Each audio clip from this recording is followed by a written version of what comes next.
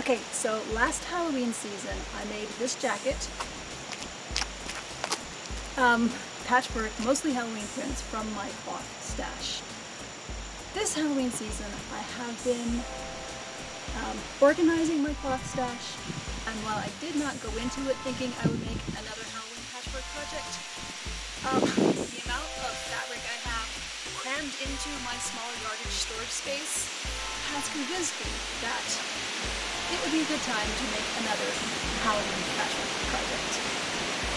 So, I had the idea to use this assortment of fabrics in both Halloween and not Halloween prints to make this pattern.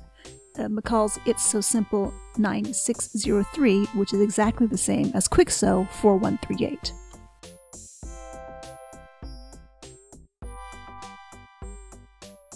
I don't like cutting new pattern pieces out of the tissue. I had started taking patterns with me in the school car line. Yes, it was awkward to cut pattern pieces while sitting in the car, but it wasn't that much more awkward than cutting them out anyway, and also there wasn't that pressure of needing to get it cut out so I could start the sewing part. Then the child started virtual school, and so no more car line and back to cutting pieces as needed. Blech.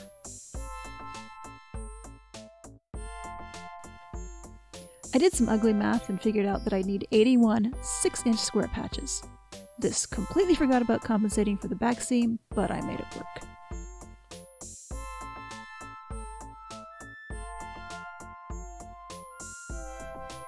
I cut the parts of the pattern that weren't the skirt before starting to cut the patches, using mostly the same prints as I'd used in the patchwork.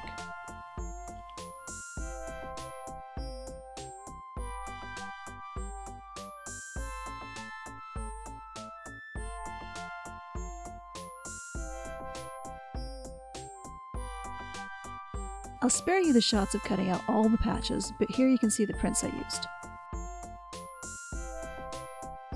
Many thanks to the people who sent me some of these prints over the years.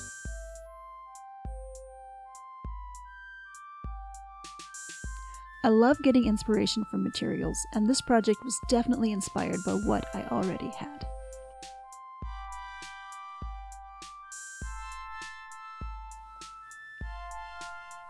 I laid out the pattern piece for the skirt front and just started laying the squares on it, half the skirt front at a time.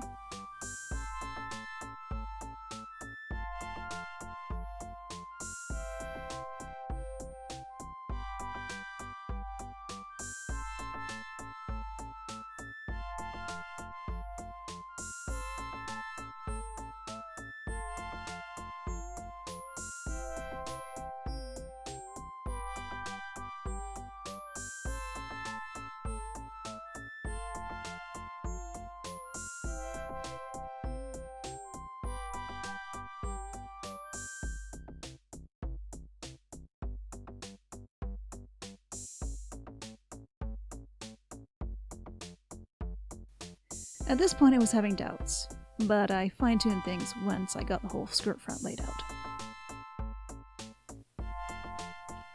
I sewed the patches together with 1/4 inch or 6mm seam allowances, then serged every seam allowance both for strength and to make the inside more finished.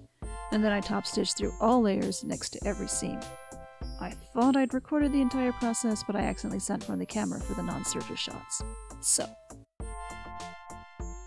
I sewed the squares into rows, then sewed the rows into strips, then sewed the strips into the piece that the skirt front would be cut from.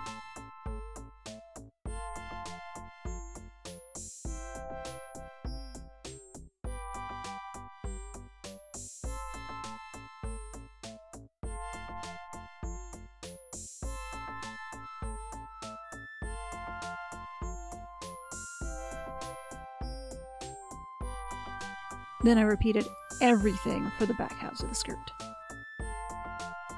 So, here is the assembled skirt. Now it's time to get back to following the actual directions for the pattern and assembling everything else.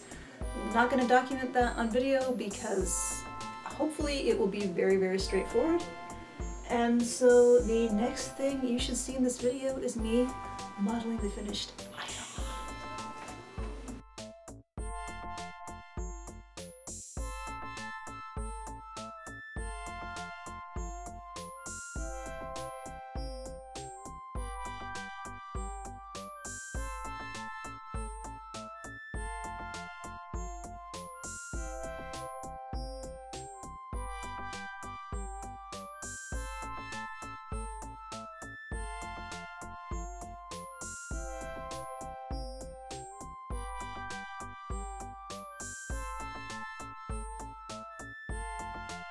So that's the verdict.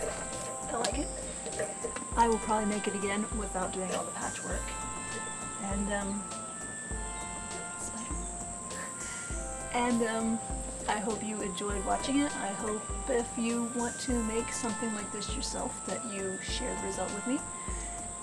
It is not hard work, but it is tedious, and it took a lot longer than I expected it to. Which isn't to say it wasn't worth it. It just, as usual, I went into the project without completely calculating what I would need to do to get it done, but that's fine. That's how I always sew. Every sewing thing I do is a little bit unwise, and that's my style. I like it. So, I'm gonna wrap this video up now because it is actually way too hot out here to be wearing this sweater. October, so far you've let me down. Hopefully you'll get it. Thanks for watching.